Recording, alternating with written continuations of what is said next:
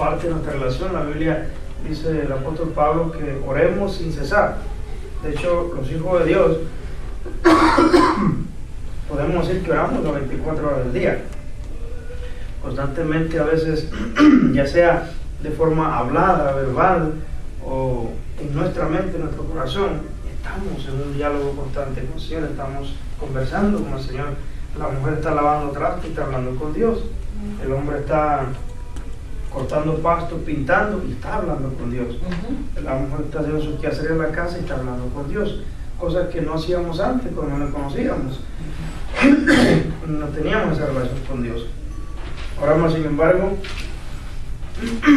por la herencia en Cristo, por lo que Él nos ha hecho, ahora la relación con Dios se ha restablecido y podemos tener una comunión con Dios. Pero más sin embargo, hermano, también parte de la comunión con Dios es el conocer su palabra, es escuchar su voz.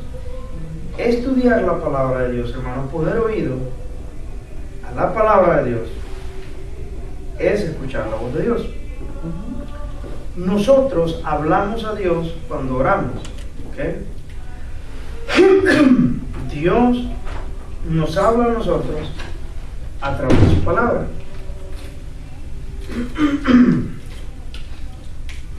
¿Sabes que mi hermano me hizo brujería? ¿No me hizo brujería? Está bien, abierto una gran. No acostumbro a tomar soda de mañana, hoy pasé a McDonald's y tomé un tacto, pero es muy raro que es eso. Bien, nosotros hablamos con Dios en oración y Dios nos habla a nosotros a través de su palabra. Su palabra es su voz. Cuando leemos en el Antiguo Testamento que se habéis desobedecido o no habéis escuchado la voz de Dios, esos profetas se referían a la palabra escrita, la palabra que le hemos traído, los mandamientos, las ordenanzas que están expresados. Esa es la voz de Dios. Ustedes no han escuchado la voz de Dios, ¿okay? Entonces queremos llevar las cosas al extremo muy espiritualmente hablando. Cuando hablamos de la voz de Dios, queremos relacionarnos como que yo escucho a Dios audiblemente. Hay gente, por ejemplo, que atreve a decir que yo, no sé, yo sí duro, pero no sé, yo sé que hay casos sobrenaturales. Una persona que incluso de esta iglesia le escuché decir que venía a esta iglesia, que a ella Dios le hablaba hasta por teléfono. Dice que Dios le hablaba por teléfono. Eso ya es.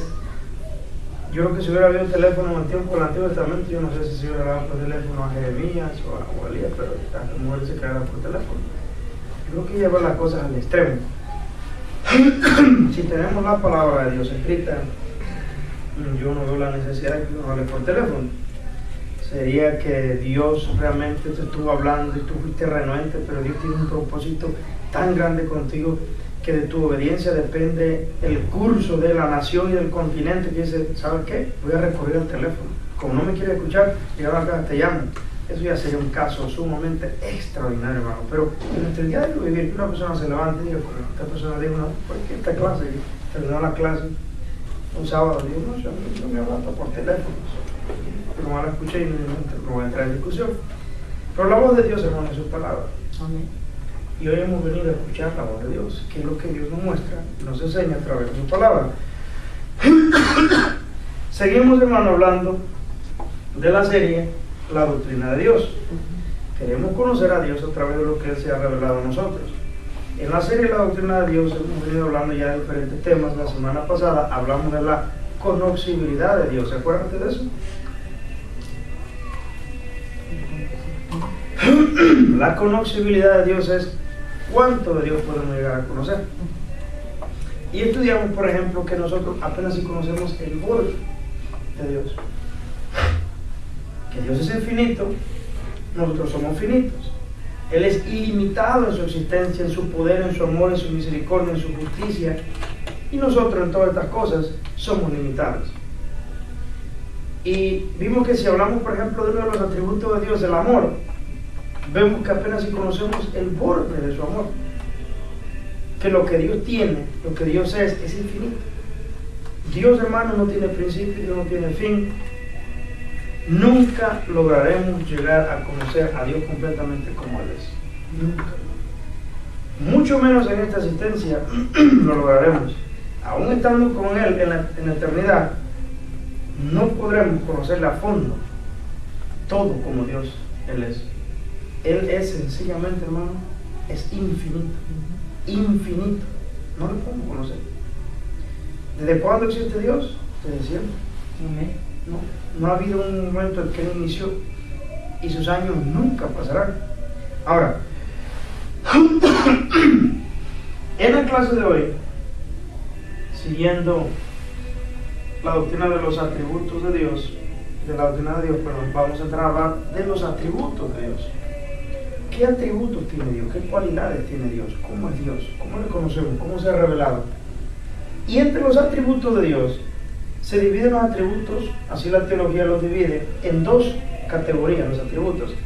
Atributos comunicables y atributos incomunicables. Y eso es lo que vamos a estudiar hoy, que cada uno de ellos. Y te garganta sigue cerrada.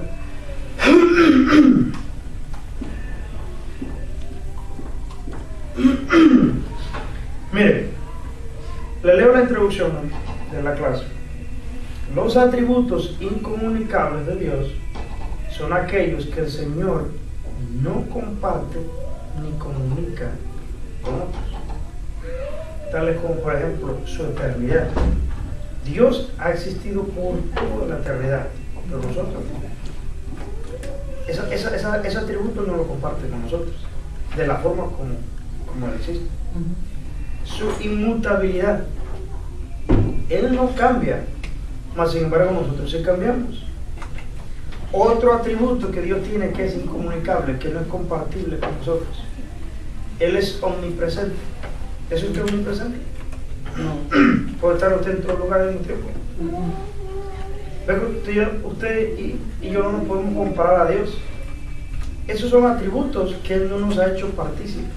Son atributos exclusivos de Dios. El que Dios sea todopoderoso, Señor, no todos lo podemos. Es un atributo no compartible con el hombre. Se llama no comunicable. Ese entra en la categoría de incomunicables. La omnisciencia de Dios. Usted y yo no sabemos todo. O habrá alguien aquí que lo sepa todo. Más sin embargo, Dios sí lo sabe todo. Y eso es un atributo de Dios que nosotros no somos compartísimos. Ahora, ¿cuáles serían los atributos comunicables? Que Dios sí nos hace partícipe, aunque nunca completamente, porque nunca, hermano, en un atributo de Dios seremos iguales a Dios. Por eso es un error decir que nosotros somos dioses. Los atributos comunicables serían el amor. Dios ama, nosotros sí amamos también. ¿Ve? En esa parte sí son comunicables, sí formamos parte de esos atributos de Dios. Conocimiento, misericordia, justicia. Esos son atributos comunicables. Ahora, ambos atributos, hermano, no son, escúchate, aquí no se confundan. Ambos atributos, tanto los incomunicables como los comunicables, no son completamente comunicables ni completamente incomunicables. ¿Por qué razón? Ejemplos. La sabiduría, por ejemplo, y el amor son comunicables. Dios los tiene, nosotros también los tenemos. Ahora, pero ¿puede usted ser tan sabio como Dios es? Aunque es un atributo comunicable, no somos sabios de la forma en que Dios lo es. Aunque, por ejemplo, el amor es un atributo del cual Dios nos ha hecho partícipe y compartimos entre nosotros el amor, lo tenemos, solo tenemos hasta cierto grado. No podemos amar nosotros de la misma forma en que Dios ama. O sea que son comunicables, es decir, son compartibles con nosotros, pero nunca completamente. Dios siempre tendrá la ilimitación. Él es infinito y nosotros siempre seremos finitos, limitados. Y en los incomunicables, por ejemplo, aunque no formamos parte así como los comunicables, no formamos parte de esa parte de Dios. En el fondo, no son del todo incomunicables. ¿Por qué razón? Mire, los atributos incomunicables de Dios podemos decir que son aquellos en los que Dios nos hace participar menos. Tomemos el ejemplo, por ejemplo, de la eternidad. Dios es eterno, Bueno, al tiempo presente nosotros no somos eternos. Al tiempo presente. Nosotros no hemos existido siempre. Nunca. Nosotros llegamos a un punto de existencia, pero nunca compartiremos la eternidad como Dios ha sido. El día que estemos con el Señor, viviremos con Él eternamente. ¿Ok? Vamos a ver. De aquí, esta pared está marcada el principio y el fin. Dios ha existido siempre. Usted y yo, cuando llegamos por aquí, empezaremos a vivir eternamente con Dios. Pasaremos el resto de la eternidad con Dios. El resto de la eternidad. Pero usted, antes de que empezara a vivir una eternidad con Dios, usted no vivió eternamente. Usted y yo no existimos eternamente. ¿Dónde estaba usted antes? Yo nací en el 78. ¿Dónde estaba yo antes del 78? Yo no existía. ¿Cuántas cosas pasaron en este mundo? Ya se había levantado Elvis Presley, había dado conciertos en Memphis, por todo Estados Unidos, Europa. Murió y yo no había nacido todavía. Yo no existía. En México se levantaron muchos presidentes, existió Benito Juárez, Porfirio Díaz, 30 años en el poder, hizo muchas cosas, murió, fue desterrado, mandaron a Francia. Y yo no estaba aquí. Yo no existía. ¿Ve? Usted tampoco estaba aquí. No somos eternos. No hemos existido por la eternidad, pero sí vamos a existir por la eternidad. La eternidad es un atributo incomunicable que Dios no nos hizo partícipes como los otros atributos, pero más sin embargo no es del todo incomunicable. Es decir, habremos de vivir eternamente con Dios, pero más sin embargo esa eternidad es una eternidad que va a empezar y que no siempre existió. Entonces queda claro que el atributo incomunicable son aquellos atributos en los que Dios nos hace participar menos que los otros atributos. Ahora, vamos a hablar de 5 atributos incomunicables en esta mañana. 5 atributos que Dios tiene incomunicables que nosotros somos diferentes a Él. 1.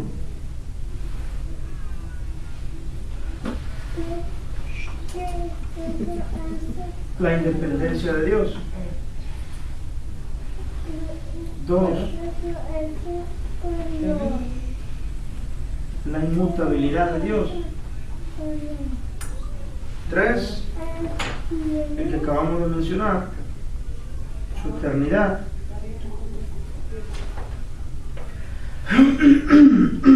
4.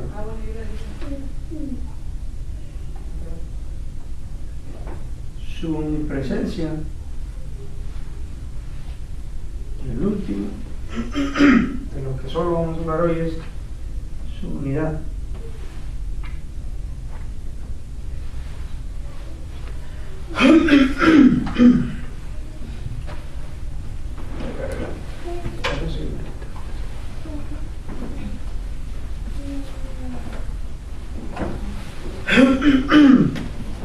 Bien, en cuanto a la independencia de Dios, ese atributo incomunicable a Dios, ¿qué podemos hacer? Dios, hermanos, no nos necesita a nosotros ni al resto de la creación.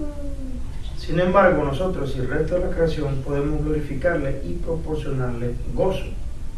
A este atributo también se le llama existencia propia o también aceidad, que viene del latín, que significa a sí mismo. Dios es independiente. Él no hizo la creación, y esa creación se refiere a los ángeles, a los querubines y a nosotros mismos, porque bueno, Dios estaba tan solito y quería, para ser más feliz, para ser completamente feliz, creó lo que existe, para que así no estuviera solito. Eso no es, hermano. Dios no necesita de la creación, Dios no necesita a nosotros. Él es de sí mismo, Él es totalmente independiente. Hechos 17:24 dice: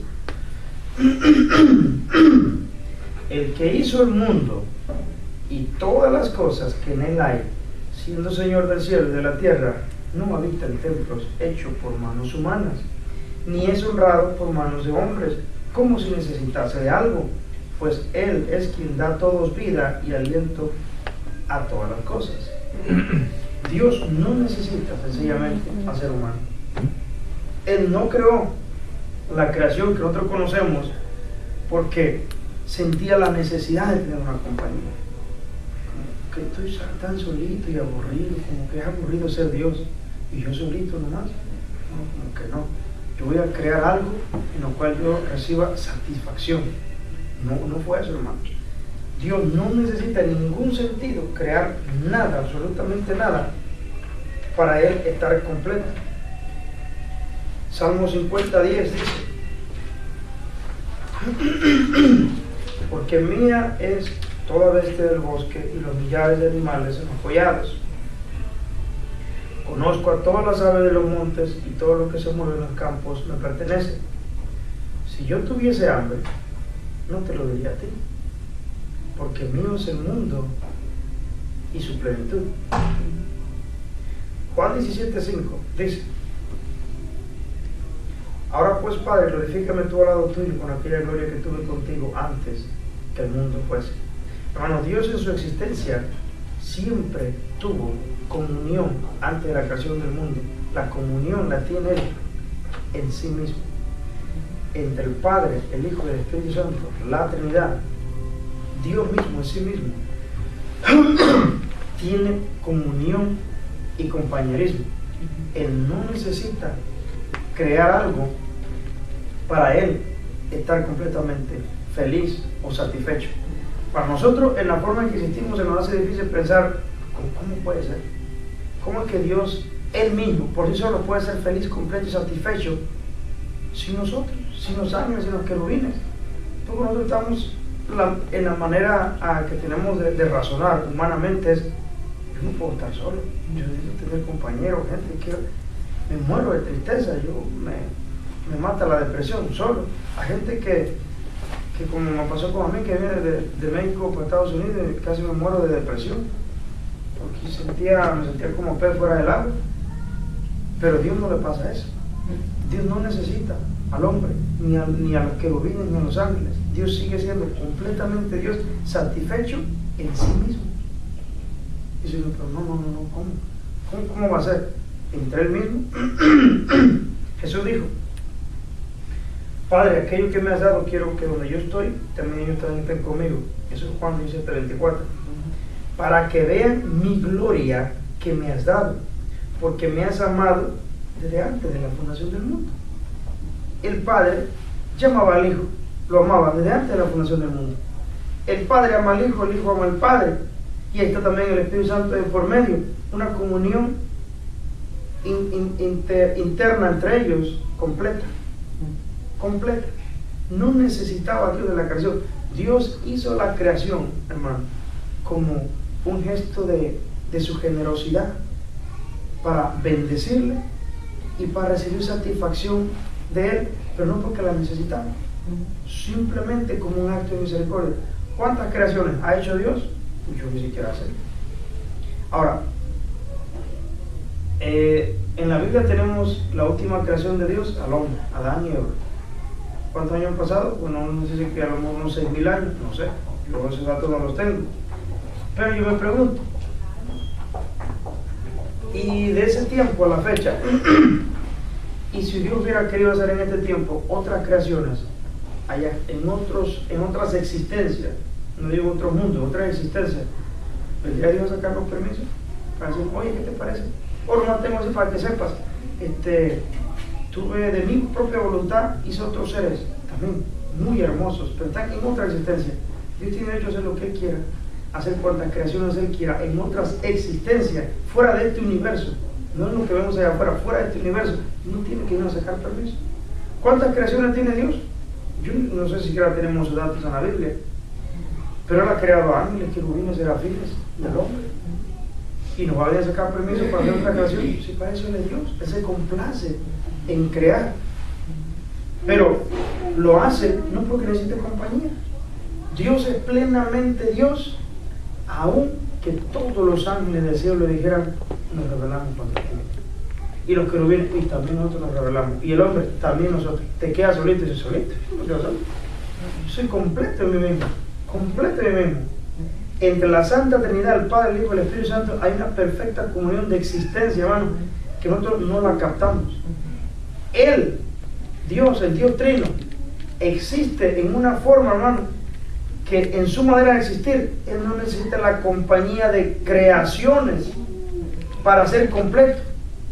Él existe en todo su esplendor, hermano, a todo poder, a toda máquina, a toda gloria, a toda cosa excelsa, a toda belleza, en su esplendor de belleza, sin necesidad de la creación. Él por sí mismo. Dice, yo mismo no lo entiendo. ¿Cómo será eso? Yo no lo entiendo, pero sé que así es. Y yo no puedo guiar por mi raciocinio, por el límite que me pone mi mente. Mi mente no lo entiendo, pero yo voy más allá de lo que entiende mi mente. La existencia de Dios sobrepasa nuestro entendimiento. Yo no podría concebir la idea de un Dios que es en sí mismo feliz, glorioso, lleno de gozo, de alegría, sin los ángeles, sin los querubines, sin el hombre. Pues eso sí es. Sin ellos, Dios es perfectamente feliz. Y entre el Hijo, el Padre y el Espíritu Santo se aman uno al otro y hay una comunión permanente y es más que suficiente para Él mismo. Él en sí mismo, Él es completo, sin necesidad de agregarle una creación que esté alrededor de Él. Mire, estos pasajes indican que entre las personas de la Trinidad, que se lo mencioné, ha habido amor perfecto, comunión y comunicación por toda la eternidad. La comunión, y esto es importante, la comunión y gloria que existe entre los miembros de la Trinidad sobrepasa cualquier comunión y gloria que Dios tiene y tendrá con nosotros. Podemos decir que Dios se ama más a sí mismo que a cualquier otra cosa. Mira esta parte, que es importante, ¿verdad? Nosotros tenemos comunión con Dios. Los ángeles tienen comunión con Dios. Los arcángeles tienen comunión con Dios. Los querubines tienen relación con Dios. Es una comunión con Dios. Su creación, Dios tiene comunión con su creación. Y Él se agrada de la comunión. Cuando nosotros venimos a tener comunión con Dios, a orar con Él, al escuchar su voz, Dios se agrada. Se agrada de que sus hijos vengan y tengan comunión con Él. Más sin embargo, la comunión más excelente, satisfactoria, completa y gloriosa que Dios tiene es la comunión que se tiene en sí mismo. Padre, Hijo y Espíritu Santo. Esa es más gloriosa, es más alta que cualquier comunión que pueda tener usted conmigo, aquí y en la eternidad. No tiene comparación. Dios se ama más a sí mismo que lo que puede amar a un arcángel, a un ángel, a un querubín o a un hombre pecador como nosotros. Dios nos ha mostrado su amor, pero Dios no nos ama. El amor que tiene hacia nosotros no es más grande que el amor que se tiene a sí mismo. ¿Por qué razón? Hay muchos que creen que Dios podría amar, o quizás algunos así lo ven, que podría amar más intensamente al hombre que lo que Él se ama a sí mismo. Si Dios hiciera eso, hermano, Dios no estaría idolatrando. Nosotros seríamos sus ídolos. Dijo un predicador erróneamente que Dios prefirió morir por el hombre a quedarse sin el hombre. Ahí está subiendo al hombre, o sea, es como aquel muchacho, porque dice la muchacha, si no te casas conmigo y si tú rompemos me corto las venas, me mato. O sea, yo sin ti no soy nada. No, cuando mi esposa me dice que se la dejo, se va a matar. ¿Qué? Perdón. No, tú me dejas y yo me mato. No le des. No, me dijo, me pega un tiro, pero se le pega un tiro con resistor, se lo pega un tiro aquí, un tiro con resistor. No, cuando una persona dice, tú me dejas, me mato, me corto la vena. Cuando yo era chavalito, joven todavía, pues no, creo que yo ya le conté. Allá en el pasado que no tenía una muchacha, quería casarse conmigo, y andaba. Y me la escapé, me vine para Estados Unidos. Cuando fui, me escapé, no le dije ni adiós. Y un día llamamos allá a la casa telefónica, en esos tiempos no había teléfono en los hogares en el pueblo, como era una caseta telefónica, y le llamé a mi hermana, que voy a llamar, y la telefónica, oye, aquí está fulana, quiero hablar contigo. Hijo, pásamela pues. Y yo, no, que Juan, que te fuiste, no me dijiste ni a Dios. Dice, yo a veces me entristezco y ya no quiero ni vivir. Y, ¿qué es eso? Eso ya es una exageración. Oye, tan guapo está Juan como para que se quiera matar. O sea, ya era. Eso hermano, cuando usted se rebaja, y usted tiene a esta persona en un pedestal, en una estima tan alta, donde usted su vida la considera lo más miserable. Si tú me dejas, si tú no me haces caso, yo me mato. Entonces este predicador dice que Dios prefirió morir por el hombre a quedarse sin el hombre. Entonces, no, yo sin ti no me quedo. ¿Qué estoy? Me mato por ti, me mato, pero yo sin ti no me quedo. Como que si el hombre fuera lo más importante. Ahí Dios está idolatrando al hombre. Dios no ama al hombre, ni a los ángeles, ni a los querubines, ni a nadie más de lo que se ama a sí mismo, porque Él no idolatra a nadie. Si todo el cielo le da la espalda a Dios, Dios no por eso deja de ser feliz. Una tercera parte de los ángeles cayó del cielo. No hay ni el más mínimo indicio en la palabra de Dios que Dios cayó en una depresión hasta el día de hoy. Vamos a personificar a Dios como si Dios fuera una persona, porque Dios no existe así como nosotros existimos. Dios es un espíritu. Él vive en otra manera de existencia. Son otra existencia, es otra existencia la verdad. Imagínense que fuera una persona como nosotros y comiera todos los días como nosotros y leía con la noticia como un rey como los que han existido en la tierra. Se te revelaron, tercera parte del ejército se fue, cae en depresión, en enojo, recibe la comida, le da un empujón y la tira y comienza a caer en depresión y pasan 15 días, 20 días y no come porque está deprimido, porque sufrió una derrota, porque no puedo concebir la idea de que tercera parte de los ángeles se rebelaron contra mí.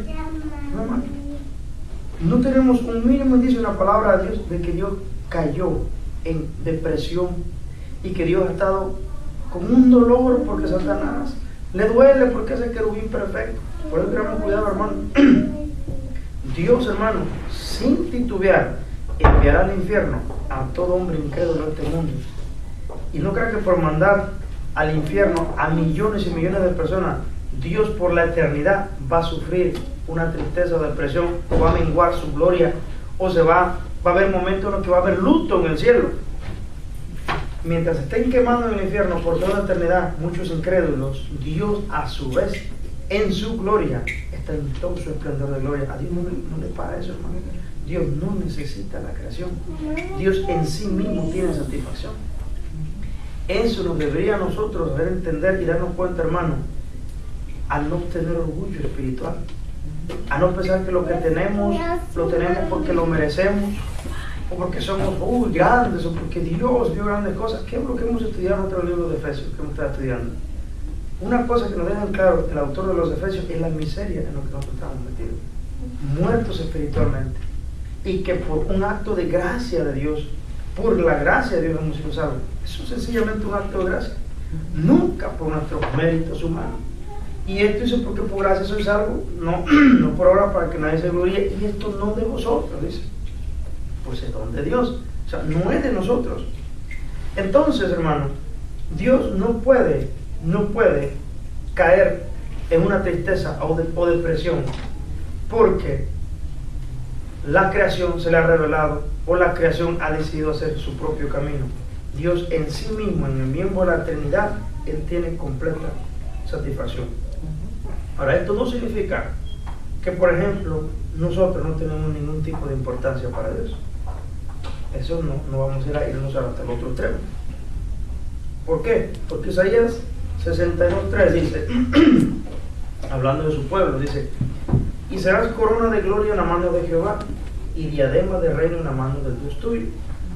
Nunca más te llamarán desamparada, ni tu tierra se dirá más desolada, sino que serás llamada Efibá, y tu tierra Beula, porque el amor de Jehová estará en ti, y tu tierra será desposada.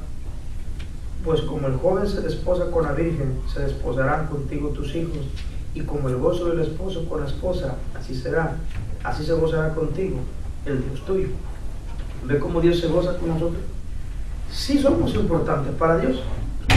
Él sí se goza en la comunión con nosotros, pero no nos necesita a nosotros. Dios, hermano, es independiente. Independiente.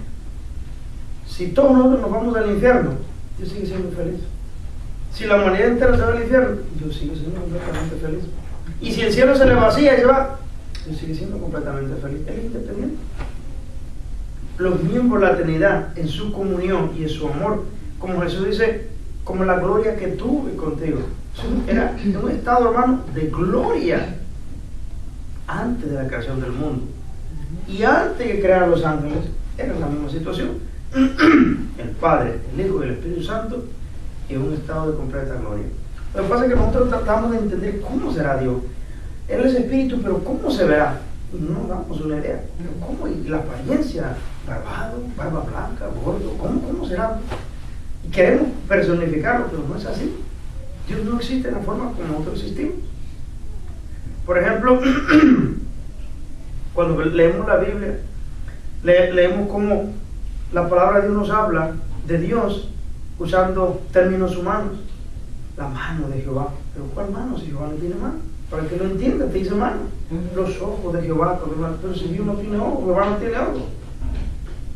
Y lo comparan con una roca, con una puerta, con una oveja, con un león, con un águila. ¿Qué más? Se le compara con una gallina incluso. Como una gallina, su polluelo. Pero él no es una gallina, él no es un león, no es un águila. Es una manera de hablarnos en términos humanos para que se nos mande la idea del mensaje de Dios. Pero Dios no existe en la forma como nosotros existimos. Así que a nosotros se nos dificulta pensar cómo es que si se le vacía el cielo, cómo es que se le vacía, si el mundo le da la espalda completamente, puede ser feliz. ¿Cómo? Porque Dios no se queda solo. Dios no se queda solo. Dios en sí mismo, Él tiene comunión. Pero como nosotros nunca hemos sido Dios, ni hemos estado en esa situación, no la entendemos. Es como si, y se queda corto todavía el ejemplo, pero ¿cuántos fueron a Las Vegas o a Nueva York? O han pasado, como por ahí una vez pasé por Las Vegas, fui a Las Vegas ahí. En las películas, miren. Sí, pero hermano, unos edificios, lujo por cada esquina, una cosa impresionante. Bueno, usted se mete una máquina del tiempo y se regresa a 800 años atrás. Bueno, a 1519, cuando llegaron los españoles a México. Y usted viene con esa caravana de los españoles y llega con los indios nativos americanos y le empieza a explicar qué apariencia tiene la ciudad de Las Vegas, Nevada, a un indio, maya, azteca. Bueno, maya no estaban los aztecas. Mira, yo fui a Las Vegas, yo vengo del futuro y Las Vegas tiene un edificio así, mira, tiene un sistema de agua potable y unas plantas eléctricas generadoras. Y tiene allá afuera una planta grandísima, un lago que genera toda la electricidad. Y hay unos puentes inmensos con unas luces, faros y un tráfico que corre. Y habla de un aeropuerto y ese indio no lo entendería ni papa. No te entiendo nada, no te entiendo. Bueno, y eso que estamos hablando en la misma existencia, en el mundo, solo que usted se regresó 500 años atrás. ¿Qué podemos entender nosotros de la existencia de Dios como Él existe? Si Dios nos intenta, cuando Él nos habla, apenas tenemos nosotros un pequeño borde de lo que Él es. Yo no entiendo, ¿cómo es que sin el hombre, sin los ángeles, Dios puede ser feliz y existir? No lo vas a entender, pero sí lo es. No te necesita, es totalmente independiente. Yo creo que esa vida, hermano, no hay mucho más que machetearle, es clarito. Es independiente, no lo necesita, pero sí se goza al tener comunión con nosotros. Amén. Ahora, segunda, la inmutabilidad de Dios. ¿Qué es esa doctrina de la inmutabilidad? Dios, hermano, no, ya está bien, ya creo que ya me ayudó mucho los dos primeros. Es que yo no le hago eso, hermano. Dios, hermano, es inalterable en su ser, perfecciones, propósitos y promesas. Dios dice en Santiago, que Él no tiene sombra de variación. Dios con lo que promete, hermano, lo cumple. Las promesas de Dios que están escritas en la palabra, cada promesa que Dios ha hecho se va a cumplir y no cambia. Dios nunca va a hacer, es que ya pensándolo bien, le quiero pedir perdón. Es que no sé qué estaba pensando yo en el momento. Me equivoqué. Usted no encuentra en la Biblia, por ejemplo, Dios pidiéndole perdón al hombre. ¿Alguna vez Jesucristo le pidió perdón a la gente de los nuevos aquí? Perdón, yo sé que los ofendí. Nosotros tenemos que pedir perdón, porque nosotros no somos inmutables. Nosotros, hermano, ¿y cuánto llega temprano a la clase? Amén, amén, dice amén, hermano. Y no llega el hermano, porque cambió. De pensar, a la mera hora, la cobija se le hizo muy sabrosa y dijo, otros 15 minutitos. Señor, yo de ahora en adelante a las 5:30 de la mañana, fielmente voy a estar en oración, fielmente. Y luego 3 días, Señor, de la mañana no pude, pero en la noche lo voy a hacer, de noche, fiel toda la noche. No, y voy a leer tu palabra. Prometemos, no cumplimos, variamos, no somos inmutables. Prometemos, no cumplimos. Mas sin embargo, Dios es inmutable. Un Dios que tiene ciertas características, es independiente, un Dios como hemos estudiado la semana pasada, su atributo de la conocibilidad, cómo es el poder tan grande que tiene. Podríamos esperar que Dios sea un Dios mutable, que se va mutando, que, bueno, prometió eso, pero ahora Dios ya no existe en la forma como existía. Ahora Dios ha ido evolucionando. Por eso la doctrina diabólica de que Dios va evolucionando, hermano, hay que poner atención. Dios es inmutable. Dios no va evolucionando. Dios no es Dios de este nivel y después de 5 millones de años es ahora un mejor Dios. Y ahora es más Dios que antes, ¿no? Es el mismo Dios, es igualito, el mismo poder, Él no cambia, Él siempre ha existido así, Él es inmutable. Si Él te hizo una promesa, la cumple. Por eso es que nosotros, bueno, cuando hablamos de nuestra salvación y lo que hemos sido hechos en Cristo, son promesas de Dios. Para los que hemos sido llamados promesa que dice que aquel que empezó en vosotros la buena obra, la perfeccionará hasta el día del fin. Es una promesa de Dios. Amén. Y nos promete que de modo que si alguno está en Cristo, nueva criatura, las cosas viejas pasaron, y aquí todas son mucho nuevas, que para los que están en Cristo no hay condenación. Hay promesa tras promesa, tras promesa, tras promesa. La promesa que le hizo a Moisés se la cumplió, a Abraham se la cumplió. La promesa que nos ha hecho como iglesia, Él la va a cumplir. Él es inmutable, Él no cambia, Él es perfecto, Él es inalterable, Él no altera. Él no viene y dice, mira, yo sé que hice un trato contigo, Abraham, pero no sé, Abraham, que se me fue la onda, como de repente se me olvidó que tú eras un hombre, güey. Hice un trato contigo, te iba a bendecir, iba a hacer de ti una nación grande, pero es que el otro día mentiste. ¿Cómo que le dijiste a fulano de tal que era a tu hermana? ¿Por qué le dijiste la verdad? Te invadió el miedo. Lo siento, pero ya la promesa contigo ya está rota. Yo no te puedo cumplir mi promesa. La promesa de Dios no está condicionada a ver si en el transcurso de lo que hace el hombre lo hace toda la perfección, porque el cumplimiento de la promesa de Dios no está basada en mi fuerza, en mi habilidad, en mi perfección, sino que está basada en la fidelidad de Dios. De que, por ejemplo, Él llamó a Abraham siendo un hombre pecador y le hizo una promesa y se la cumplió a Israel, ahora a nosotros, y no está condicionada. Bueno, vamos a evaluar a ver si el cristiano llega a un nivel espiritual bien alto, entonces yo le cumplo la promesa al final. No, es una promesa basada en su misericordia, en su fidelidad, en su gracia, independientemente del nivel de fidelidad de nosotros, del nivel de compromiso de nosotros, porque usted puede ser un hombre salvo y ser un perezoso en el reino de Dios. No trabaja en el ministerio, y lo que hace lo hace a medias. Y lo poquito que hace lo hace mal hecho. Y si Dios le calificara por eso, para cumplir su promesa, hermano, aquí todos nos vamos, ya sabes para dónde. aquí estamos fritos. Pero es en la inmutabilidad de Dios que nosotros descansamos, de que la promesa hecha, Él la va a cumplir. No basada en nosotros, sino en la fidelidad, en su inmutabilidad. Él sabía de antemano, hermano.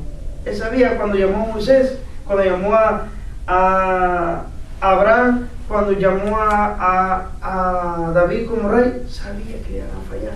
Él ya lo sabía. Si decimos, no, Dios no sabía. Eso no, Dios no lo sabe todo. Tampoco Dios no sabe lo que va a pasar en los próximos 15 minutos. No, Dios no lo sabe. Entonces, ¿cómo se acaba de decir que Dios es todopoderoso? Entonces, ¿cómo es que tu Dios es todopoderoso y no sabe lo que va a acontecer en los próximos 15 minutos? No, no sabe. No es el Dios de la Biblia, Dios sí lo sabe. Y Dios con anticipado conocimiento decide amarnos, aún sabiendo, mire, usted y yo ni siquiera sabemos en los próximos 5 años en qué cosa habremos de fallar a Dios, pero Dios sí ya lo sabe. Y aún con todo nos llamó desde antes y nos escogió en Cristo y nos trajo y estamos aquí en su rebaño por su gracia. Cada uno de ustedes, incluyéndome a mí y toda la iglesia en general y toda la iglesia de Cristo en todo el mundo, desde el día que Cristo lo llamó, le hemos fallado constantemente en muchas cosas. Todos, desde el ministro más consagrado al menos consagrado, le hemos fallado. Y aún con todo eso Cristo ya lo sabía. Pero porque dice la palabra, Él decidió pasar por alto nuestros pecados, quiso ser propicio a nuestros pecados, que no nos iba a contar más nuestros pecados, nos perdonó nuestros pecados en Cristo Jesús, castigó al Hijo y nos imputó su justicia del Hijo. A nosotros y nuestros pecados se le imputó al Hijo. Fue un acto de amor de Dios. Ahora, quienes estamos en la gracia de Dios, por amor a Cristo y por la obra que Dios está haciendo en nosotros, nos esforzamos diariamente a vivir vidas puras, a vivir vidas consagradas a Dios, como un resultado de lo que Dios está haciendo en nosotros. Pero la promesa se llega a cumplir basada no en mi fidelidad, no en mi compromiso, no en mi labor, no en mis obras, sino en la fidelidad de Dios. Salmo 102 dice, hablando de la inmutabilidad de Dios, dice, desde el principio tú fundaste la tierra y los cielos son obra de tus manos. Ellos perecerán, mas tú permanecerás, y todos ellos como una vestidura se envejecerán, como un vestido los mudarás y serán mudados. Pero tú eres el mismo y tus años no se acabarán. Mire, Dios sigue manteniéndose siendo el mismo Dios, con sus mismos atributos, con su misma felicidad, con su mismo gozo, a pesar de que pasen los años, los siglos, hermano, billones, y usted quiere tribillones de años, y Él seguirá siendo inmutable. Él no llega a un punto que dice, yo ya me cansé de ser Dios, ya me gustaría dedicarme a otra cosa, como nosotros, ya me cansé de hacer este oficio, quiero dejar un día hacer esto, me gustaría dedicarme a otra cosa. Con Dios no, hermano. Dios nunca se cansa de ser Dios. Hermano, Dios no se cansa, nunca se cansa. Ahora, número 23, 19, dice, Dios no es hombre para que mienta, ni hijo de hombre para que se arrepienta. Él dijo y no hará, habló y no ejecutará. O sea que si Él lo dijo, se hace.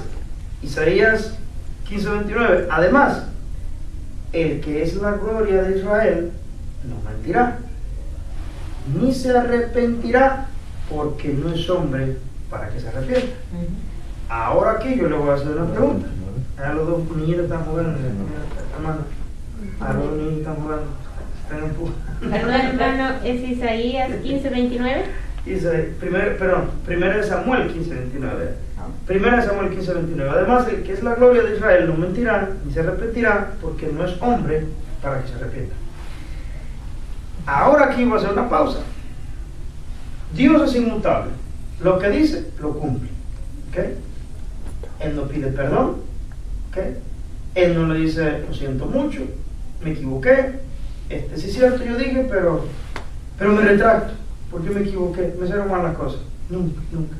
Pero más sin embargo, vemos en la palabra, dice, está diciendo que Él, que no mentirá, no se arrepentirá, en dos veces, ni se arrepentirá porque no es hombre para que se arrepienta. Así los hombres sí nos arrepentimos y la regué, me equivoqué. me arrepiento de haberlo hecho. Dios no, pero más sin embargo el versículo, que es importante que lo analicemos. Por ejemplo, yo le pregunto, ¿cambia Dios de parecer algunas veces? Acabamos de leer que dice que Él no se arrepentirá, que la gloria de Israel no miente, ni se arrepentirá porque no es hombre para que se arrepienta. Pero miren, escuchen estos versículos. Uno viene de Éxodo, otro viene de Isaías, el otro viene de Génesis y otro viene de 1 Samuel. Dijo más Jehová a Moisés, Éxodo 32:9, lo he visto este pueblo, que por cierto pueblo de dura cerviz. Ahora pues, déjame que se encienda mi ira con ellos y los consuma. Y de ti yo haré una nación grande, le dijo Dios a Moisés. Entonces Moisés oró en presencia de Jehová su Dios y dijo, oh Jehová, ¿por qué se encenderá tu furor contra tu pueblo que sacaste de la tierra de Egipto con gran poder y con mano fuerte? ¿Por qué han de hablar los egipcios diciendo, para mal los sacó, para matarlos en los montes y para raerlos de sobre la faz de la tierra? Vuélvete del ardor de tu ira y arrepiéntete de este mal contra tu pueblo. Fíjate, le está diciendo Moisés, arrepiéntete. Arrepiéntete, le digo a Dios, arrepiéntete de este mal contra tu pueblo. Acuérdate de Abraham, le está rogando, Moisés le está rogando. Acuérdate de Abraham, de Isaac y de Israel tus siervos, a los cuales has jurado por ti mismo y les has dicho, yo multiplicaré a vuestra descendencia como las estrellas del cielo y daré a vuestra descendencia toda esta tierra de que he hablado y la tomarán por heredad para siempre. Entonces Jehová se arrepintió del mal que dijo que había de hacer a su pueblo. Pero no leímos arriba que la gloria de Israel no mentirá ni se arrepentirá porque no es hijo de hombre para que se arrepienta. Pero en Éxodo termina diciendo, Éxodo 32:14, entonces Jehová se arrepintió del mal que había de hacer a su pueblo. Vamos a leer otro versículo, vamos a regresar a esto, lo demás que tengo una lista. Isaías 38:1. En aquellos días Ezequías se enfermó de muerte, y vino a él el profeta Isaías, hijo de Amós, y le dijo, Jehová dice así, ordena tu casa, porque morirás y no vivirás. Ya, lo dijo Dios. Entonces volvió Ezequías su rostro a la pared e hizo oración a Jehová. Y dijo, oh Jehová, te ruego que me acuerdes, que te acuerdes ahora que he andado delante de ti en verdad y con íntegro corazón, y que he hecho lo que ha sido agradable delante de tus ojos. Y lloró Ezequías con gran lloro. Entonces vino palabra de Jehová a Isaías, diciendo, ve y di a Ezequías, Jehová, Dios de David tu padre, dice así, he oído tu oración y he visto tus lágrimas. He aquí que yo añado a tu día 15 años, y te libraré a ti esta ciudad de mano del rey de Asiria, y de esta ciudad ampararé. ¿Ves lo que hizo Dios ahí? Génesis 6:6. Y se arrepintió Jehová de haber hecho hombre en la tierra, y le dolió en su corazón. Isaías, 1 Samuel 15:10. Y vino palabra de Jehová a Samuel diciendo, me pesa haber puesto por rey a Saúl, porque se ha vuelto de en pos de mí y no ha cumplido mis palabras. Y se apesadumbró Samuel y clamó a Jehová toda aquella noche. ¿Qué podríamos hacer ahí, hermano? Dios no se arrepiente, y luego vemos versículos de que dijo una cosa que iban a hacer y luego hizo la otra, los perdonó.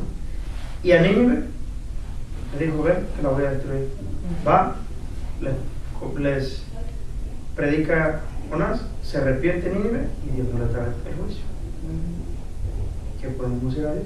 Ahí estamos estropeando la doctrina de la inmutabilidad de Dios. ¿Qué podríamos hacer ahí?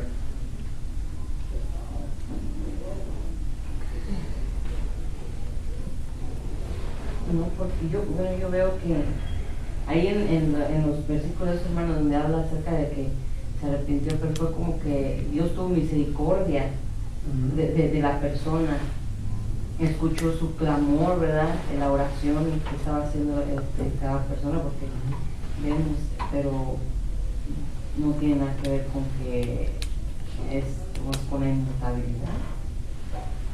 ¿Y la hermana Sonia qué piensa? Que la vi con ganas de hablar.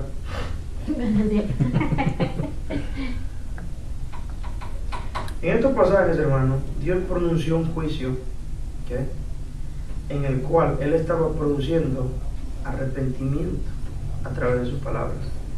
Era propósito de Dios al decir esto, lograr su objetivo. Era una prueba que le estaba poniendo a Moisés. Quítate, los voy a hacer pedazos. Y sabía cómo iba a actuar a Moisés. Y se interpuso en medio. No, Señor, no lo mates. Mira, cuida tu nombre. ¿Y qué van a decir? Sí, pero es que Dios todavía estaba tratando con Moisés. Y tenía que pasar por eso Moisés. Y Moisés intervino por el pueblo, se puso delante del pueblo para enseñarle una experiencia a Moisés. Dios estaba con sus palabras produciendo un arrepentimiento, no solamente en el caso de Moisés, en todos los demás pasajes, en los otros pasajes donde Dios lamentó haber hecho al hombre y haber hecho rey a Saúl, muestra el desagrado de Dios hacia el pecado de ellos. No es que Dios dijo, qué regada la mía, qué metida de pata, pero ¿en qué estaba yo pensando? No, la expresión expresa un lamento por el pecado de ellos. Lamento haber puesto a Saúl, lamento, sintió dolor por el pecado, no que hice algo malo y la regué, como nosotros vamos a poner presidente jóvenes a no sé qué, y después no le aguantan, qué regada la mía, pusimos de presidente jóvenes a fulano, ay, yo estoy la regando. No, y vamos a poner presidente a fulano de tal, y después se comió la nación. No, que Salinas de Gortari es el mejor presidente que va a tener la nación, y dejó la pobreza del país, la regó el país. Puso a alguien que después se arrepintió porque hizo un error. Entonces, por ejemplo, en ninguno de estos pasajes Dios dio la idea de que si pudiera retroceder el tiempo, no haría al hombre ni pondría por rey a Saúl. Estos acontecimientos le trajeron a Dios tristeza, pero a largo plazo, en última instancia, lograrían los buenos propósitos de Dios. No es que Dios se estaba arrepintiendo porque es que hice mal, es que la regué. Estaba dando una expresión de desagrado de ese pecado. Y en el caso de Moisés le está haciendo una experiencia a Moisés. Dios quería producir que Moisés amara a ese pueblo, aprendiera a interceder por ese pueblo, para que se diera cuenta Moisés cuánto era capaz por el pueblo. Y cuando dijo esas palabras, brota ahí Moisés, no Señor, y hace el trabajo de intercesor. Dios lo estaba preparando más bien como intercesor, pero no es que Dios dijo, bueno, fíjate Moisés, que lo bueno que me lo dijiste, porque yo ya con la cabeza caliente, yo no sé lo que hago. Yo estaba a punto de hacer los pedazos, pero me hiciste razonar, me hiciste ver un tremendo error que iba a cometer. Eso no es lo que dice la Biblia. Eso no lo dice la Biblia. Dios es inmutable, hermano. Su atributo de la inmutabilidad no cambia. Tercero, vamos a terminar ya, su eternidad. Dios no tiene principio, fin ni sucesión de momentos en su propio ser, y ve todo el tiempo con la misma lucidez. Sin embargo, Dios ve los hechos en el tiempo y actúa en el tiempo. ¿Cuándo empezó a existir el tiempo? El día que Dios nos creó a nosotros. En la existencia de Dios, el tiempo no existe. El tiempo es creado y es sustentado por Dios. Dios ve cómo suceden las cosas en el tiempo y Él va y actúa en ese tiempo. Pero Él, imagínense que delante de Él está el tiempo girando como un círculo, pero donde Él está parado, el tiempo no existe, todo está parado. Entonces, ve el curso del tiempo y a través del tiempo Él ha hecho su aparición y ha aparecido. Pero por eso dice la palabra que para el Señor 1000 años son como un día y un día como 1000 años. Para el Señor no existe cuestión del tiempo, el Señor no envejece, sobre Él no pasan los años. ¿Cuántos años tiene Dios?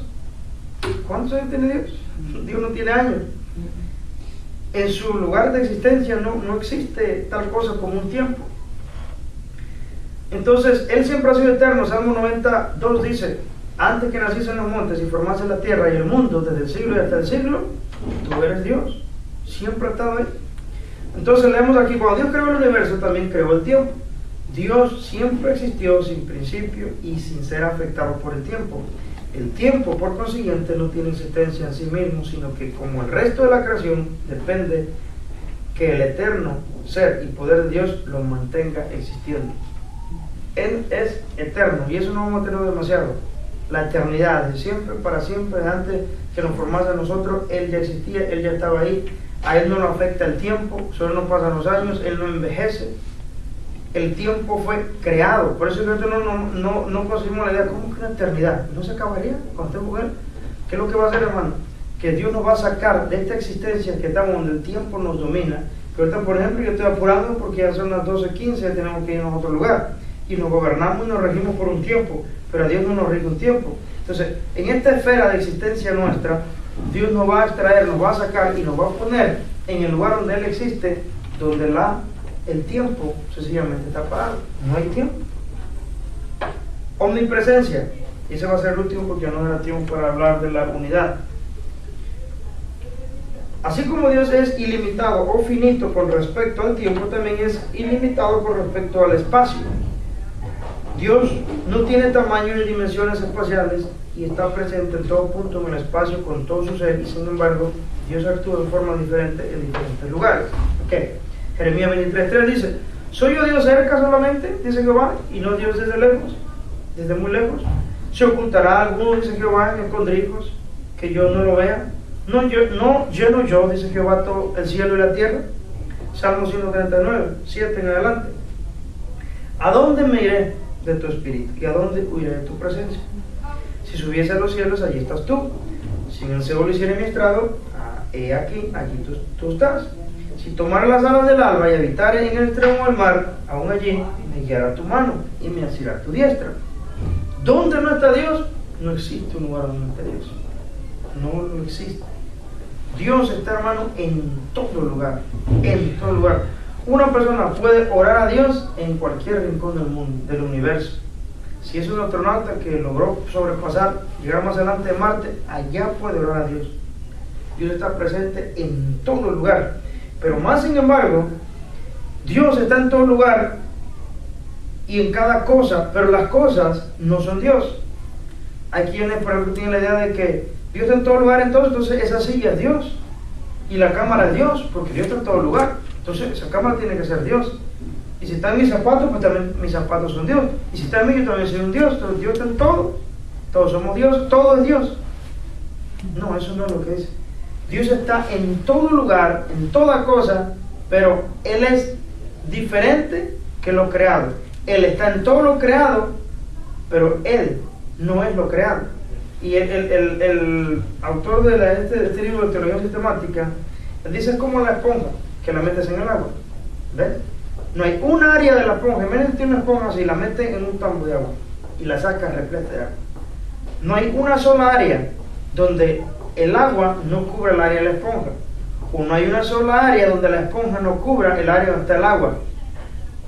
Las dos llenan completamente todo, pero el agua es agua y la esponja es esponja.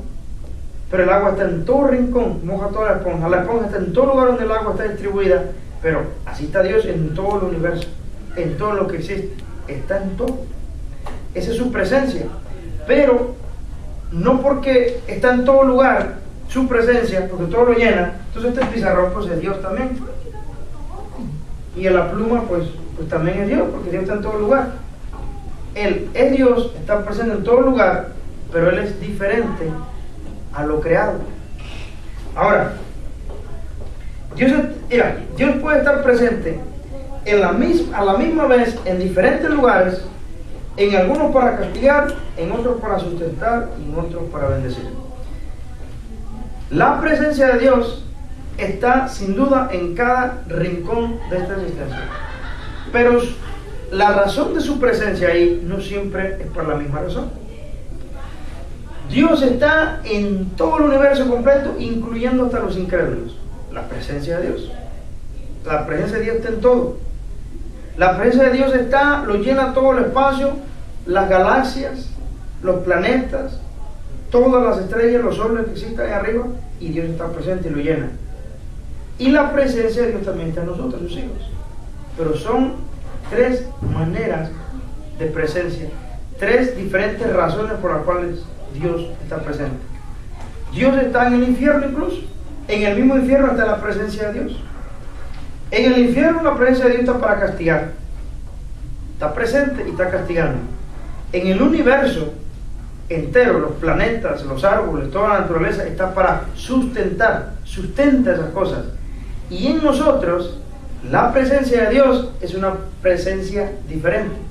se ha manifestado a nosotros de igual manera que está allá presente, pero nosotros con la intención y propósito de bendecir.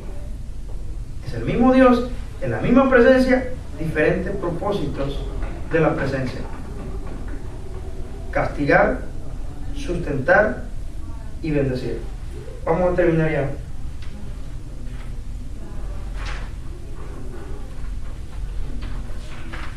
Hay una expresión que a veces uno dice, por ejemplo, cuando dice, Dios está lejos de ti, o que Dios se ha separado de ti, que Dios está dividido, está lejos.